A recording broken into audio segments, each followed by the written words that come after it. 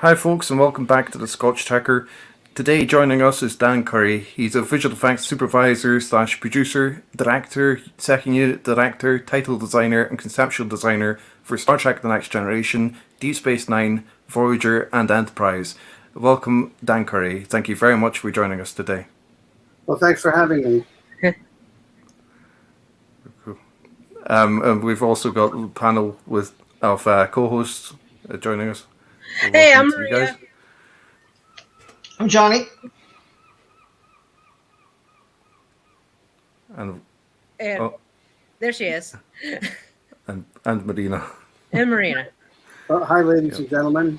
Thank you for asking me to join you today. Cool. Delighted to have you here.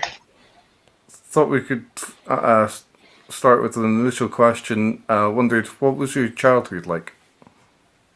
Well, I grew up in New York, in a neighborhood of row houses, kind of like the title sequence of All in the Family, Archie Bunker's neighborhood. And I was blessed with wonderful parents and a great older brother who was my mentor. And I've been interested in film and movies since early childhood. And I started making movies around age 8. And when I saw The Beast from 20,000 Fathoms, Ray Harryhausen's great dinosaur movie, I had read an article on how it was made. So I took a broken 8mm projector and a cardboard box, and I cut the bottom out of the box and taped some tracing paper on it and made a crude rear projection system so I could have toy dinosaurs chase my brother. And on my 12th birthday, my mother took me to see The Seventh Voyage of Sinbad at Radio City Music Hall, and they had a display on how Ray did a lot of the creature work in that.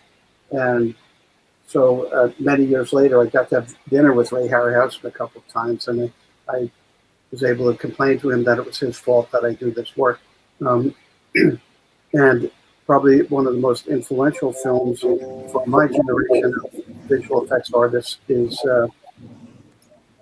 Forbidden Planet. And I can remember having an epiphany when I was a boy, realizing that you could take models, paintings, and cartoon animation and combine them with live action and create new cinematic realities. And so those who have not seen Forbidden Planet, you are culturally deprived. And despite the 1950s bizarre take on sexual angst, it's a great film and a pioneering film. It was the first cerebral, big-budget science fiction movie of its age. And so that was my childhood. And I went to school in Vermont, and after college, I went to volunteer for the Peace Corps and built small dams and bridges on tributaries of the Mekong River, and then spent some time in Nepal and other parts of the world, and wound up directing a Thai language television series, and came back and taught college for a couple of years, went back to grad school, and after that I got a job offer at Universal designing alien architecture for the original Battlestar Galactica and Buck Rogers, and did matte paintings, and that was the beginning of this questionable career. Awesome. Wonderful.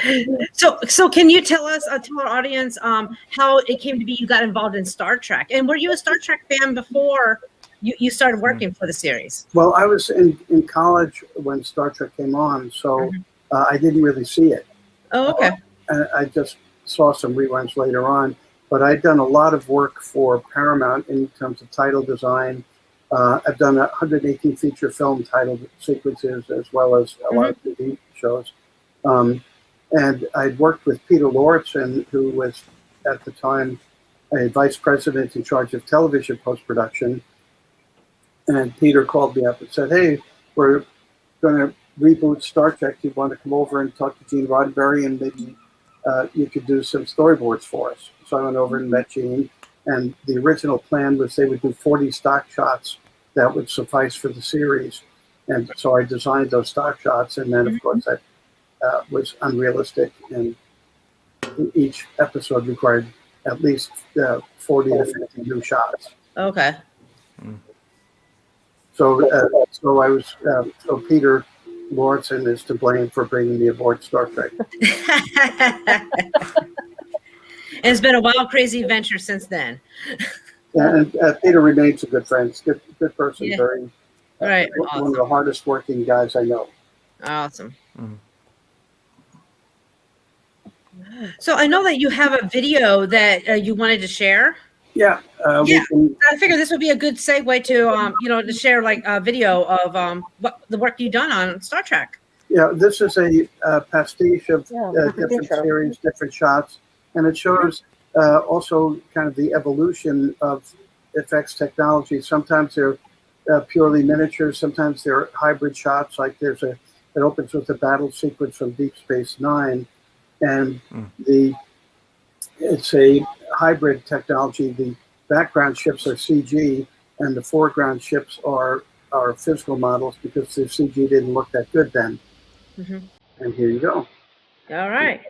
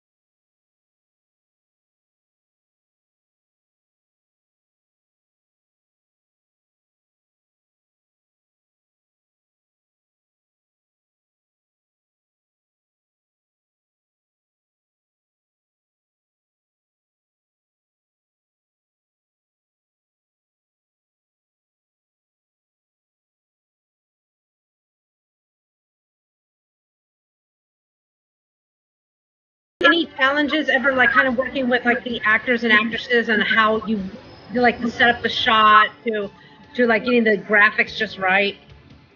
Yeah, they had to be very precise sometimes. Like in this case, they're in dry riverbed. The lava was added later.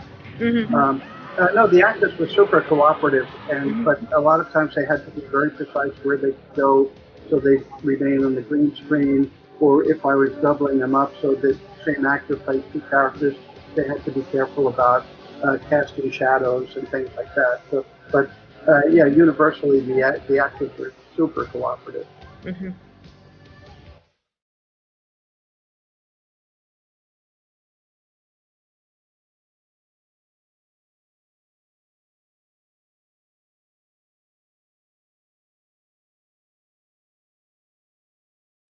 And you directed that episode's Birthright Part 2. Yeah, I did, and Yeah. it's funny. Dennis Madelon, my good friend, wanted to do a very elaborate thing for Michael to flip the top, and I said, no, Michael could just brush him off like a fly, and I think he just do it with one hand. So I had Dennis put his hand on my shoulder, and I flipped him like that and showed that it could be done, and that's how it came in the show. And by the way, this very last shot. From All Good Things. Yeah. Okay, that background, I airbrushed the nebula on a piece of black cardboard, then enhanced it with a 40-watt light bulb, shot through a piece of acetate that I rubbed with steel wool to create the kind of random God rays coming out from it. Cool. And when Majel Roddenberry saw this, she said she was so moved by the shot, she shed a tear. Oh, nice. Oh, that's amazing. So there we are. That is fantastic. Thank you for sharing that with us. Yes. Yes, thank you. Definitely. Could I ask a quick question, actually? Sure, that's why I'm here. So the design elements from Next Gen through Voyager were all fairly continuous in terms of style, and to show the kind of the unified aspect within those few years. Yeah, and Now they're that also at the same time period. Of course, exactly. So now that transition going from working on visual effects from Voyager into Enterprise, where you had presumably more advancements in technology and availability and so forth, but the design aspects were notably different because it was a completely different time period. How did you find that transition from the visual effects side? Well, let's talk about the design itself first. Herman Zimmerman, our brilliant production designer, decided we had to do it before the time period of the original series. So we wanted things to look a little bit more military and very functional. Then intentionally made, say, the captain's ready room with a low ceiling, so Scott would have to bend over to show how precious space would be, rather than the Enterprise 1701D, which was like a cruise ship. And so there was that aesthetic. So the challenge was to make it look more primitive than the original series, but yet using visual effects technology that was way more advanced than what we had on Next Generation. And thanks to our vendor companies like Foundation Imaging and Amblin Imaging, we graduated into CG, and it hit a level of acceptability when Enterprise came along. So we abandoned doing anything with physical models, and physical models just took forever. We would sometimes spend an 80-hour week trying to shoot the models in time for the show, and the scripts, it would take all day to shoot a simple flyby, and if it was a complicated shot for one model, it could take several days to do one shot. So we, and my job changed from being very hands-on and building models and supervising motion control shoots to being like an orchestra conductor, where I didn't play all the instruments, but I would kind of supervise the orchestra to give a final result. And there's Adrian Hurley on our motion control stage. There's Ron Moore on the left, and using the Cunningham motion control system. And you can see how primitive the monitors were. I was like, wow, technology has come a long way. Yeah, this was about 3 years after the invention of the clay tablet. Wow. That's extraordinary. And there's the our team on at ImageG. That's the great model maker, Greg Jean, on the right. Greg also built the mothership for Close Encounters and the Boardwalk in 1942. There's me while I still had keratin in my hair follicles.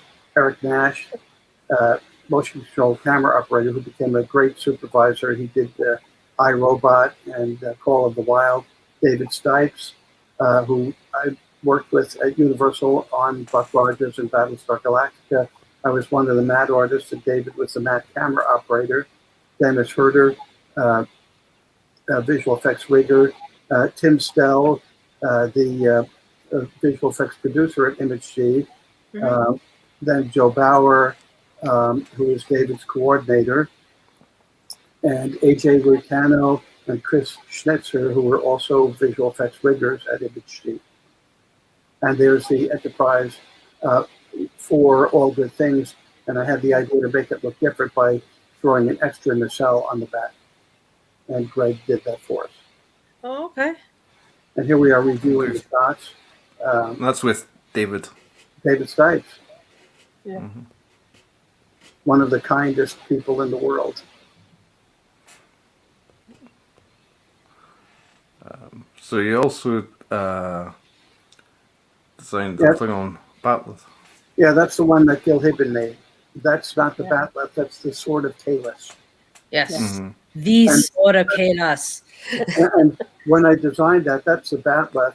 And when I designed the Sword of Kalis, I figured it would be more vicious and more Baroque because of ancient. So instead of having the 3 grips, it's got 1 big grip. And because Kalis was so bad, he could do whatever he wanted. But I added a disembowelment flange in the center and some grappling return curves on the outer flanges. And can you a question here, because since we're talking about the bat'leth, can you kind of go like in the process of how you developed the bat'leth? Yeah. What we did, there was an episode where Worf was to inherit some primordial bladed Klingon weapon. And the guys in the art department are wonderful artists. They're really good friends. But they sent down something that looked like a pirate's cutlass.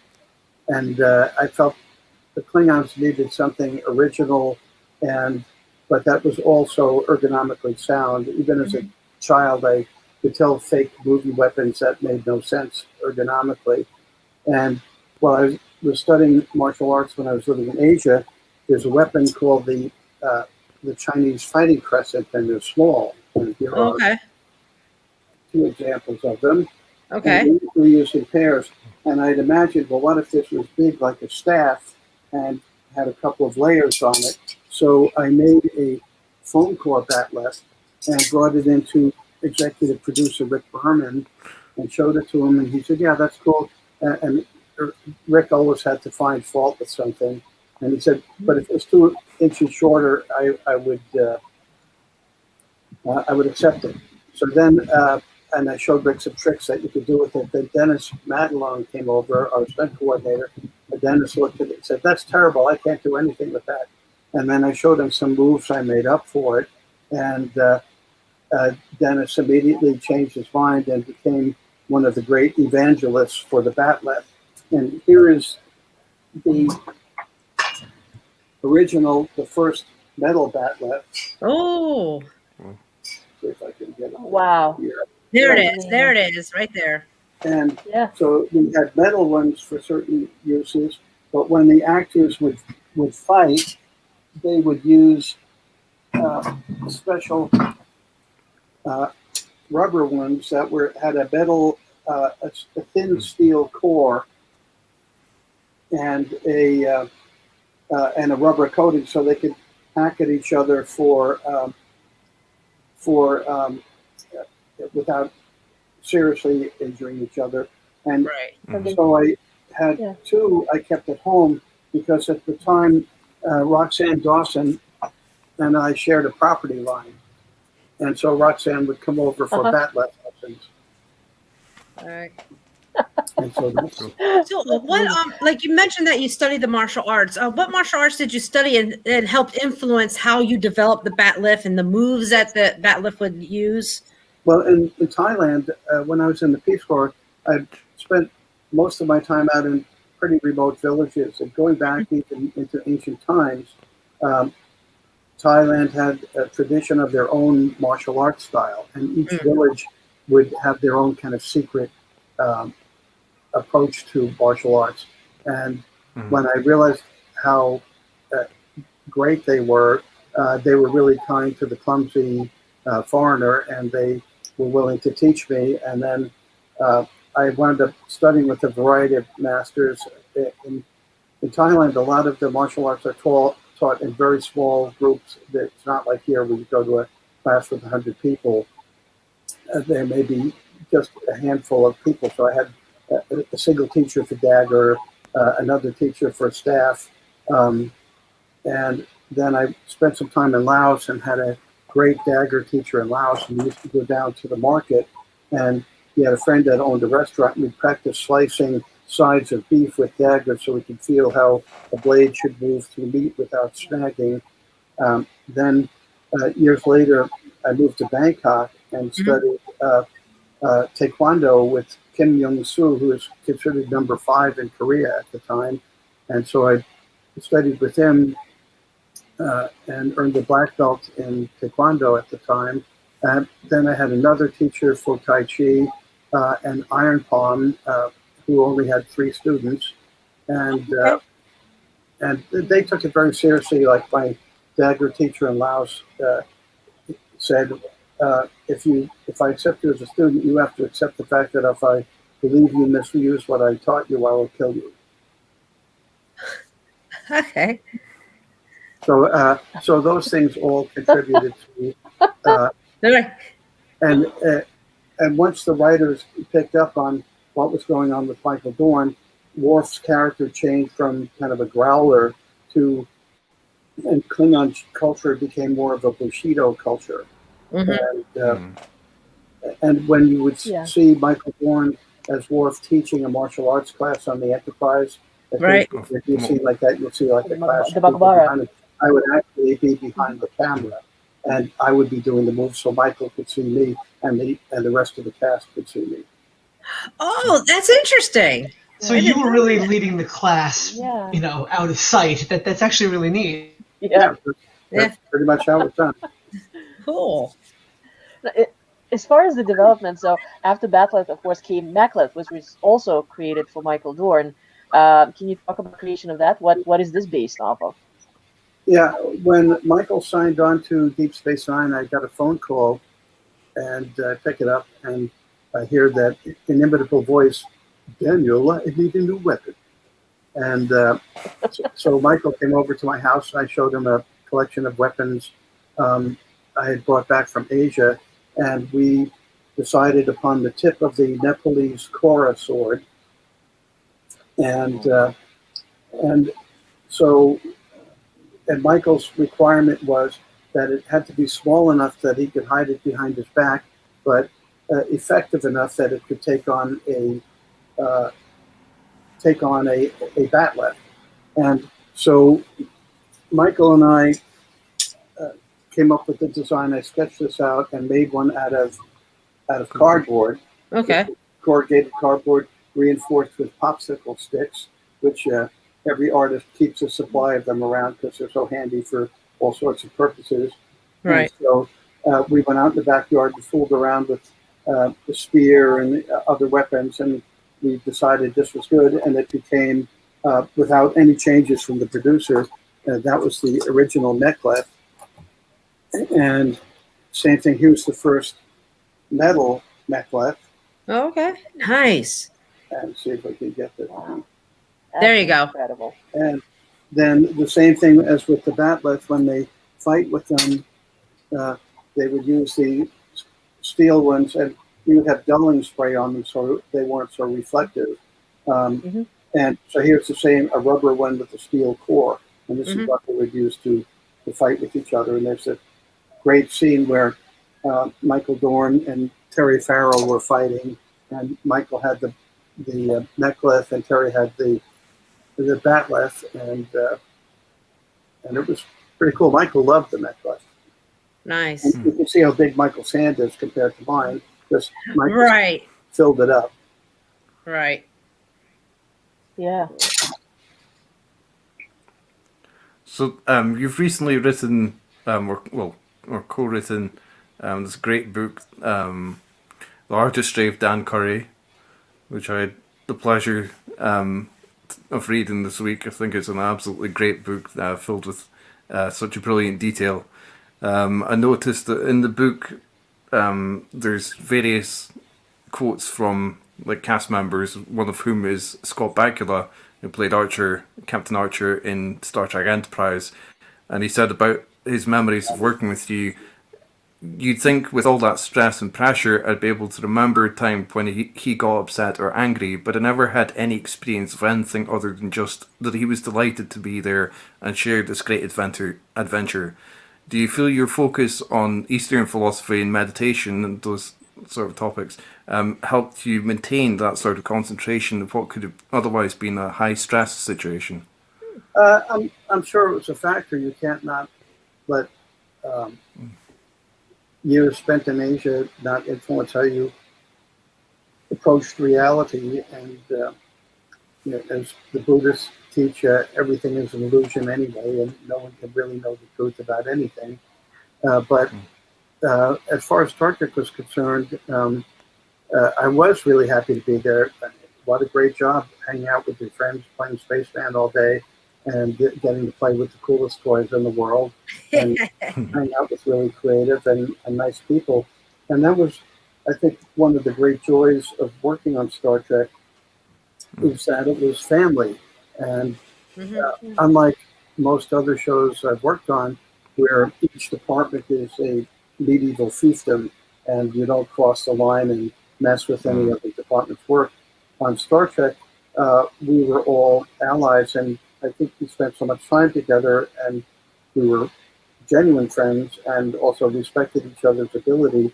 So I was, say, an honorary member of the art department, because I would talk to Herman and say, well, I'd like to design that. And he'd go, okay.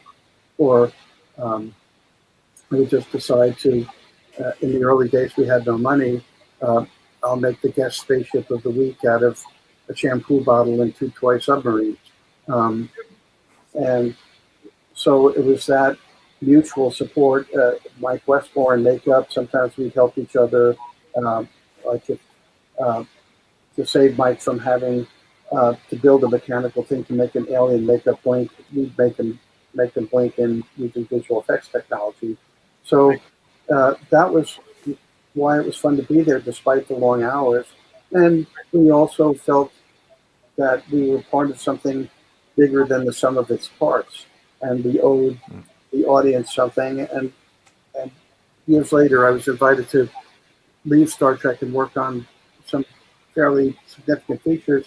But I was very comfortable with Star Trek and my relationship with the show. And I felt it wasn't a bad legacy to be part of something that was enjoyed by millions of people around the world. Right, yes.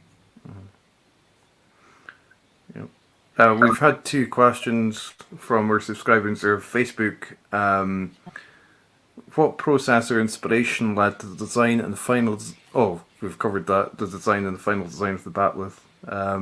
But the other question was, if you have a personal favourite character or actor, and I've got a few images here with like LeVar Burton, and one that I've shown And maybe you can, I don't have that already. photo. Maybe you can send me a copy of that one. All right, yeah, we'll do. I talk to LeVar all the time. We're right. still friends. He's Marvel. Right. And with Jonathan. I already showed the one with Jonathan. Michael Dorn. This is with Jonathan Frakes. Right. Well, that's a question like asking if you have multiple children, which child do you love the most? Yeah. And the answer is That's all not of the the above. All right. Awesome. Do you have a favorite episode from like each series you worked on? Probably. Is that like I think Next Generation. There were several I really liked. I liked Yesterday's Enterprise.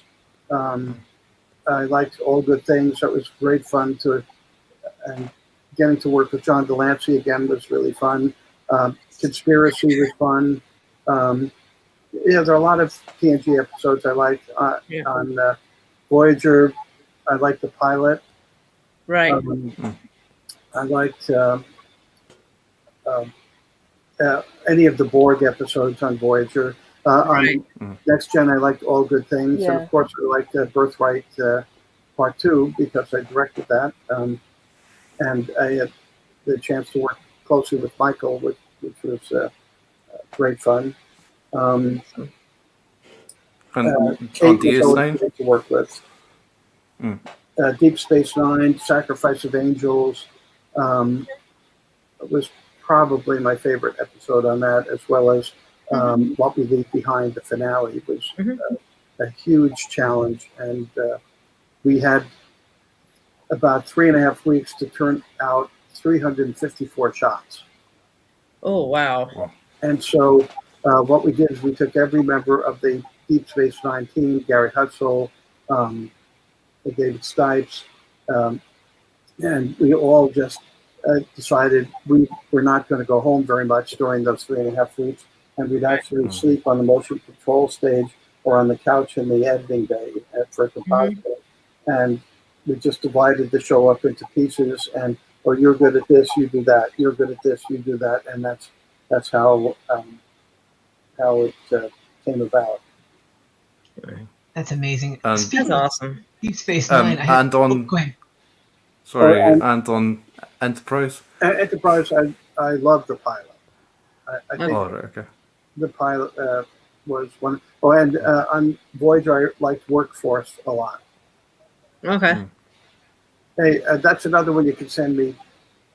There you go. Was the Yeah, this Enterprise? one, I don't have that one at all. Yeah. Okay, I'll send you that. That's from second. Wow, I don't have any of these. Wow, Dan, you're just finding stuff he needs. And and here's one of the other challenges. This exemplifies that. On, would you go back to that slide, please? Yeah, sure. Yeah. So one of the real problems were none of the ships were in scale with one another because they would just be built to, best scale for that particular model. And so there would have to be a lot of math. For example, there's a shot where either Voyager or Enterprise 1701B is docked at Deep Space Nine. Well, Deep Space Nine was 6 feet in diameter, and the Hero Enterprise was 4 feet, and Voyager was about 4 feet long. So we had to mathematically scale all the motion control camera moves so that each ship was in correct scale with one another. And so what we're doing here is we're using foam core models in scale to each other so that we could design the shots and then replace them with the Hero models. Interesting. So each of the So- ships were shot individually, and then it was composited so that it would look like they were each to scale. Right, that they would scale with one another. And the ship that caused the greatest limitation on the camera rig was what would decide the limitations of how much the camera could move during a given shot. And by the way, when you see say the Enterprise from Next Gen, for a typical shot, you would see it. We do the same thing 7 times, and one would be the beauty pass, which would just be the light on the hull, and then because the exposure required for the windows was different, that would be a separate pass. Then the cell lights would be a separate pass with a mild diffusion. Then for warp drive, we put a heavy diffusion so the lights would appear to glow. So each time, then we have to shoot a matte pass for its silhouette. And we started out with white cards and not lighting the ship, but the white cards were a different angle to the light source so that it would give us problems pulling a clean matte. And then Gary Hutzel came up with the idea of using ultraviolet light and day glow orange backgrounds, and that solved that problem. And then if we needed interactive light, say from a nearby explosion or a different light source, that would be another pass. And sometimes in reaction to being shot by an enemy pulse weapon, we would put black aluminum foil on top of the model, then spread out steel wool in a very thin layer and then light it. And the steel wool would burn out like ripples in a pond. And then we would print that over the ship, and that way it would be reaction, say, if a Romulan shot at us. Wow, this is fascinating. Just to see how what everything went into, like the shots that we saw. That's awesome. Yeah, And thank you you for worked sharing on that. the intro to Deep Space Nine, correct? And also Voyager, or just Deep That Space? is both Deep Space Nine and Voyager. Deep Space Nine and Voyager. And Right. can you talk about that? Like, was the similarities, differences on like working on the intro? Well, they had different messages. The original message on Deep Space Nine is "We're alone out there," and while Tony Meininger, the brilliant model maker who built our hero model of Deep Space Nine, was finishing that up, he had made a plywood mock-up at the same size, so that at Image G's motion control stage, we could rig these hoists that would move it around because the model was too big to be lifted by hand. And so I went down and looked at it with my colleague Eddie Williams, and I decided I'd like to do a ballet around the station. So I just, with a handheld home video camera, I just doing Tai Chi moves. moved around the station and did a crude version of that for the producers. They liked it, and like when the wormhole appears, Eddie waved a card with white tape on it in rings, and then we shot a version of that with the hero model when it became available, and I wanted to get closer. I started off with a comet to show that we were very far away from Earth, and then we got closer and closer to the ship and started to the station and started seeing details on it. Then several seasons into it, they wanted to change the theme of it so that instead of alone out there, it became now we're a hub of activity. So Dennis McCarthy revised the score and re-recorded it with a little bit more of an upbeat quality, and then I changed some of the shots in the title sequence and added people to it. And there were a lot more ships docked around it to reinforce that hub of activity line. And John Knoll, who runs ILM now, co-created Photoshop with his brother Thomas. John did the space pen for us that you could see welding on the outside. So that was how Deep Space Nine came about. And then when it came to Voyager, the producers were really busy, and it was a tour of space.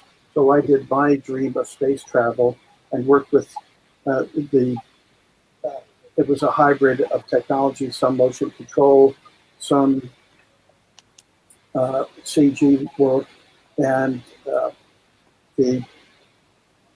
so the kind of places I like to visit. And we worked with Santa Barbara Studios doing the CG work, and they had done a documentary about touring the solar system, and they had a shot of just crossing the rings of Saturn. And I said, yeah, I want something like that. And the shot of Voyager going through the gas cloud almost didn't make it into the show. One of the producers, when he first saw that shot, said, "That shot is beyond loathing. I hate that shot." And we were out of time anyway, and I rounded up a bunch of people in the office and screened the title sequence again, and everybody loved that shot. So reluctantly, to one of the producers that remained in the sequence. And it's important to recognize the value of the score, and Jerry Goldsmith's score on Voyager is monumental, and then Dennis's score for Deep Space Nine is also a factor that gives monumentality to the images you're seeing. Right.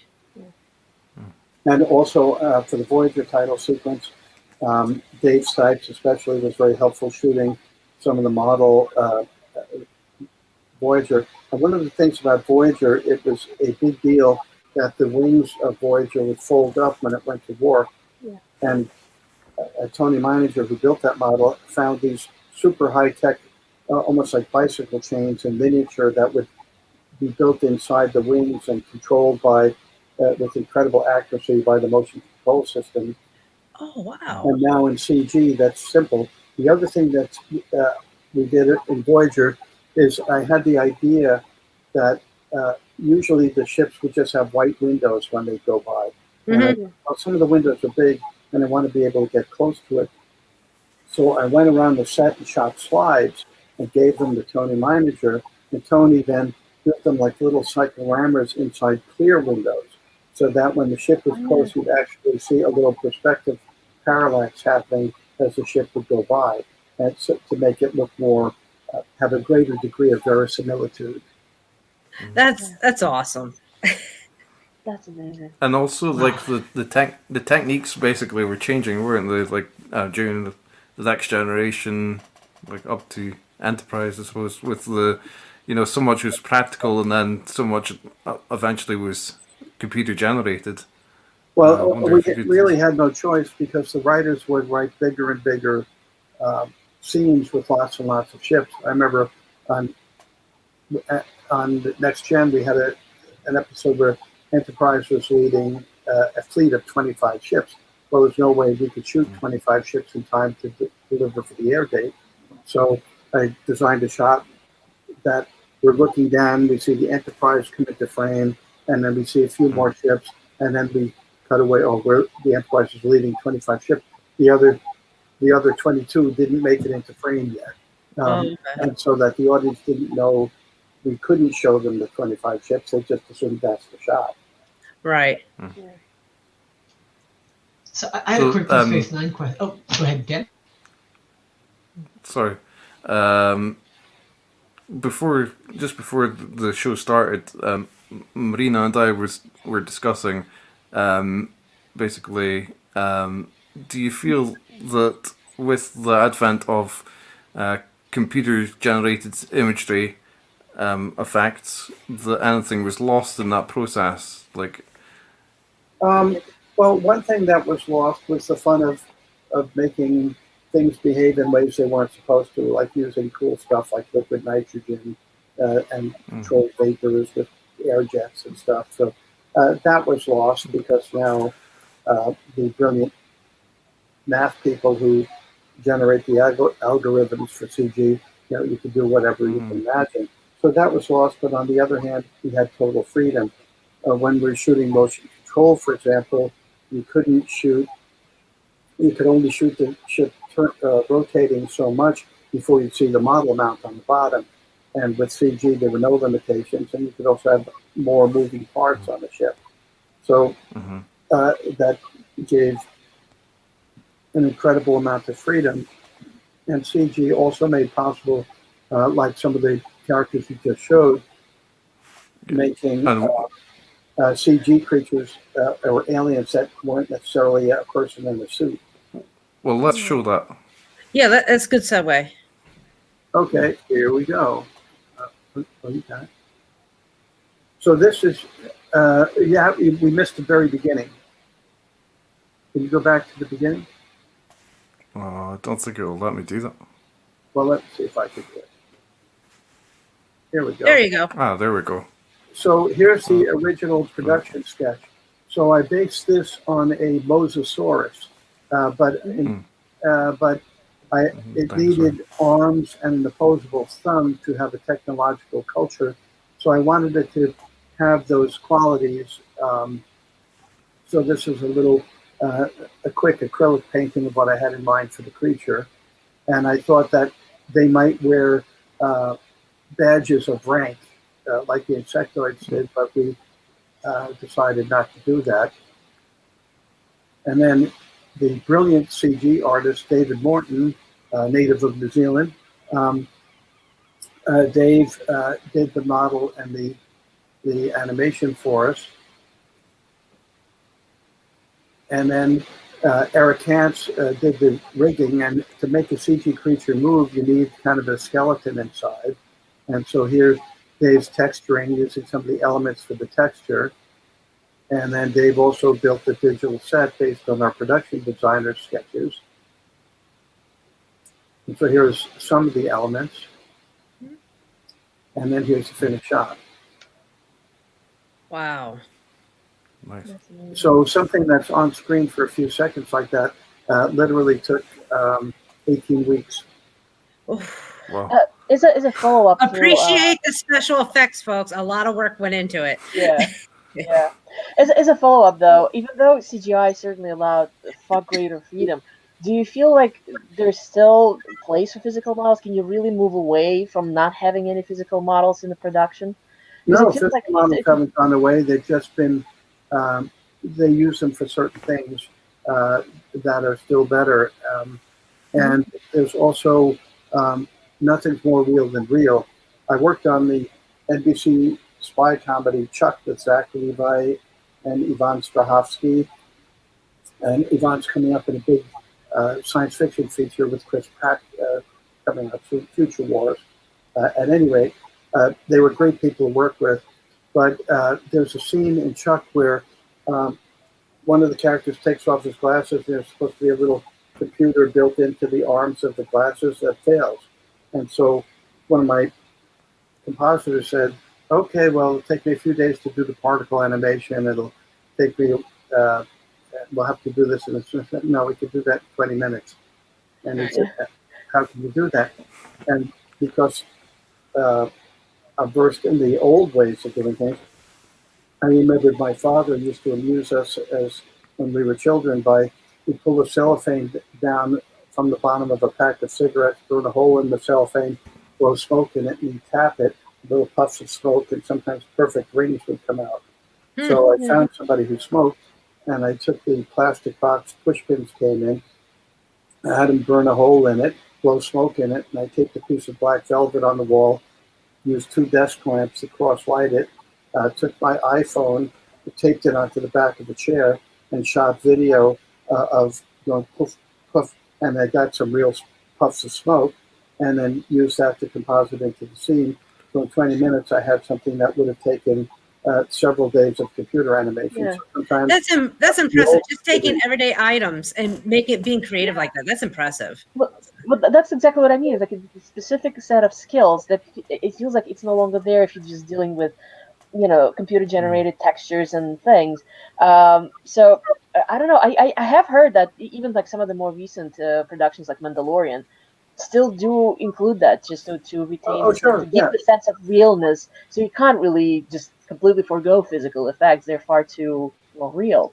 And it's and don't forget, CG gets better and better and better. That's true. And also the artists, the people using it now are super well versed in that technology. By comparison, I'm virtually Neolithic on. But but there's always, you said sometimes miniatures are better for certain things. Right. One of the challenges in practical effects was water. Getting water and scale with miniature ships, which we could never quite do. And we would try tricks with putting electric motors on the edge of the tank, and it would create micro ripples. And then we'd use cloud tanks where we'd have giant aquariums, and we'd put milk or cartoon paint inside, and that would create the different layers of clouds like you'd see in Close Encounters, for example. And we did a lot of that on Next Generation.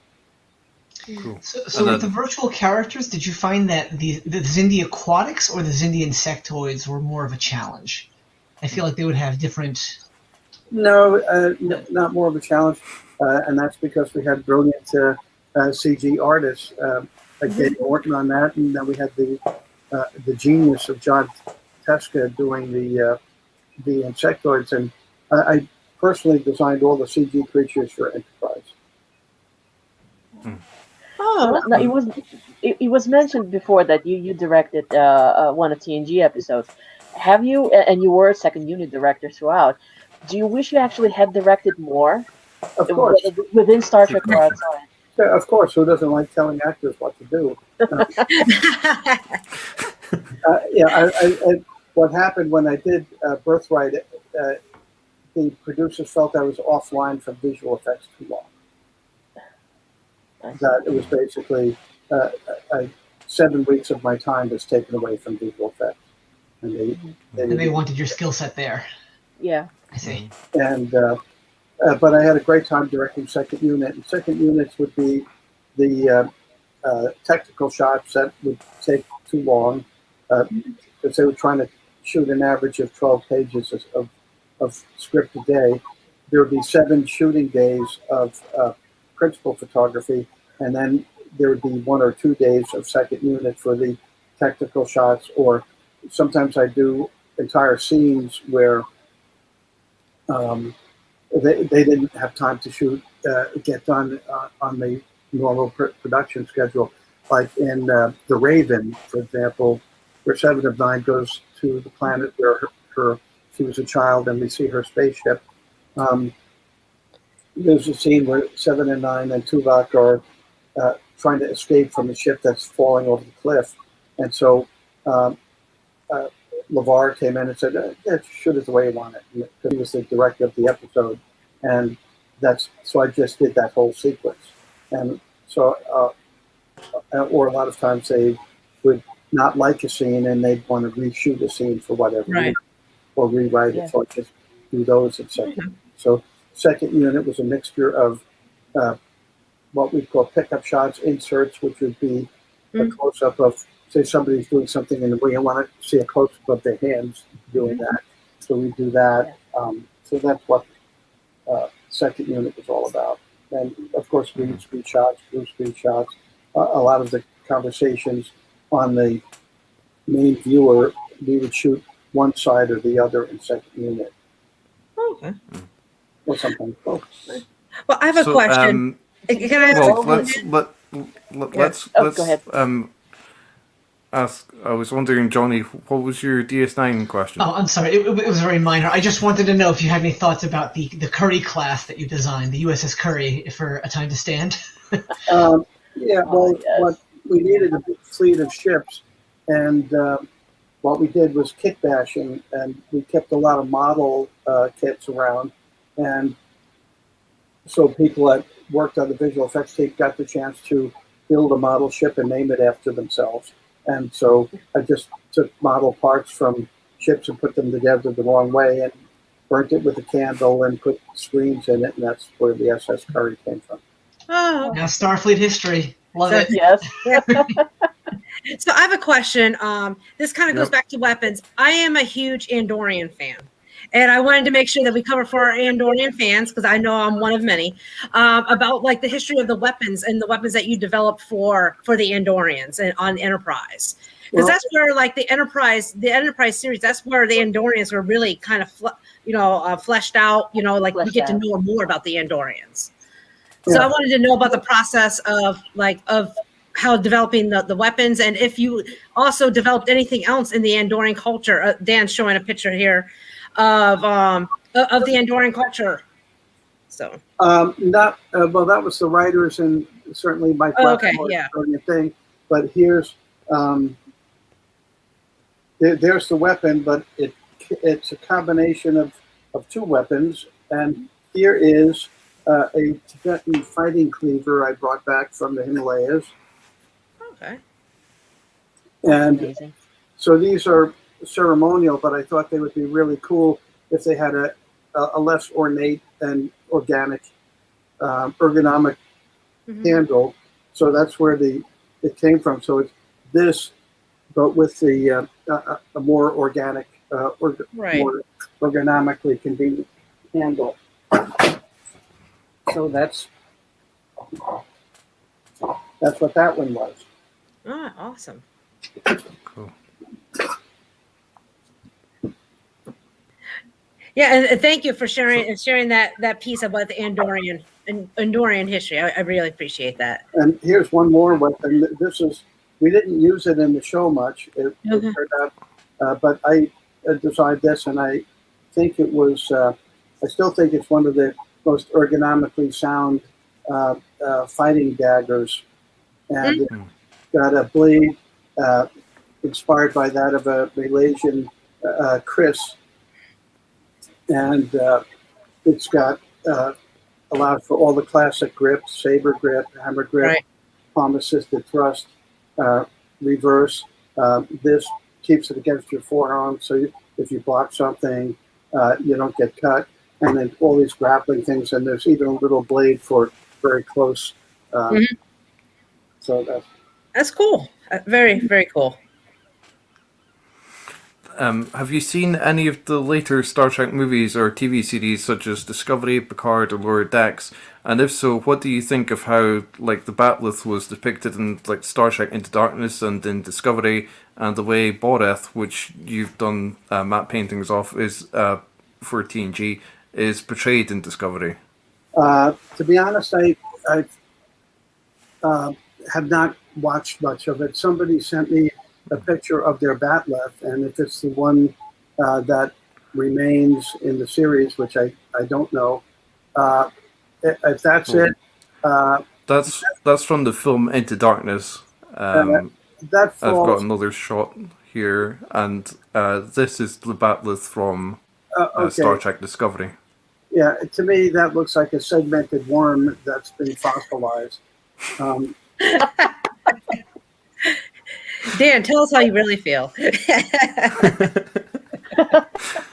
And I've got As a a quick follow-up, yeah, that's shot the- of that's where- Boreth yeah. from Great Discovery back as shot. well. What's not to like about that shot? I felt that that earlier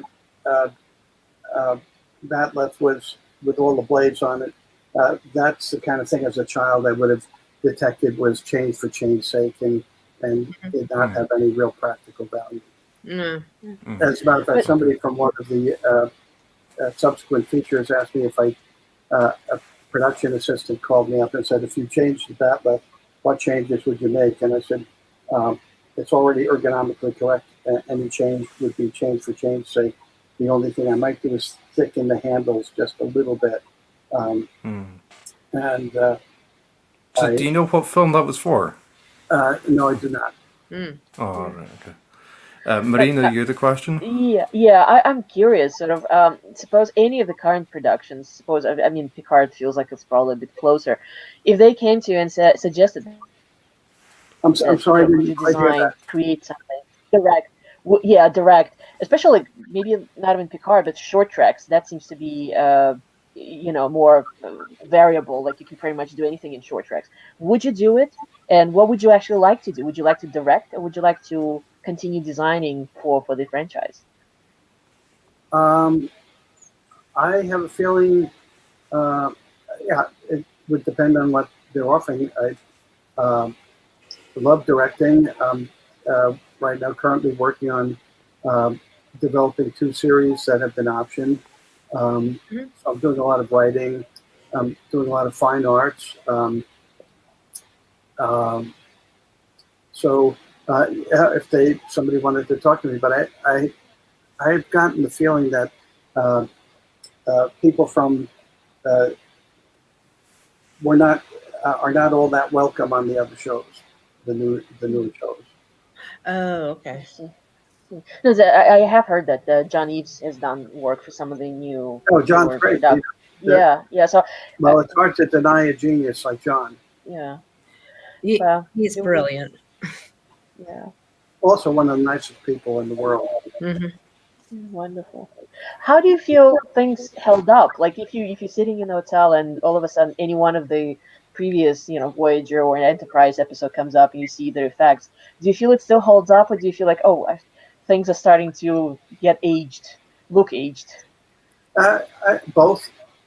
Some things hold up, some things, and even when we did it, because time was our enemy, there were shots that we did that I would grit my teeth on when they're on the air and are really embarrassed by, and so that there's no perfection in the world, only in the imagination of our former president.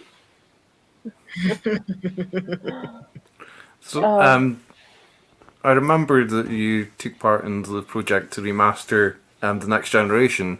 Did you see the Deep Space Nine documentary, What We Left Behind? And if so, what do you think of how they upgraded clips from DS9 to HD?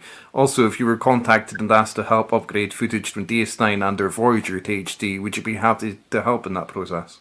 I would be happy to help, but there was no. I don't. I've been kind of out of touch with that stuff, so I. Gotcha. And on Next Gen, I only was responsible for season 2, so I stand behind that work. But I did watch. My son called me up and said, "You've got to watch this episode." And I used to be really particular with how I did transporters, and I would actually take the actor and on a paint system, I would airbrush a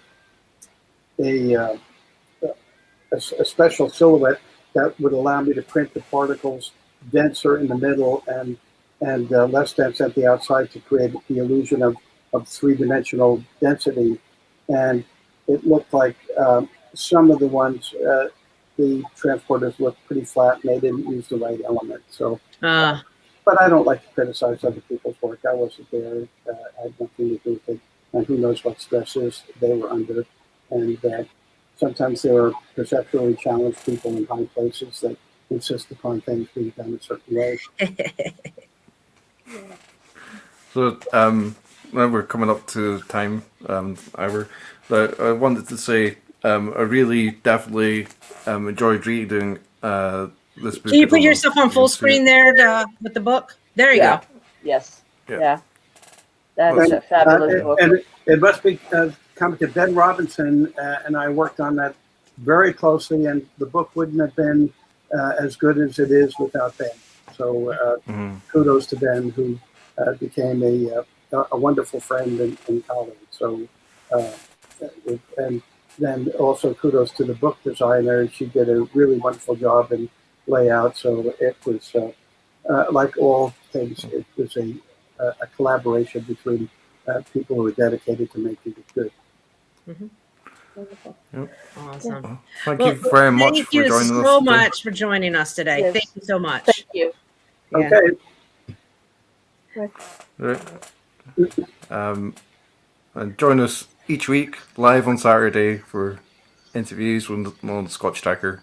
Thanks Like for and watching. subscribe. Yep.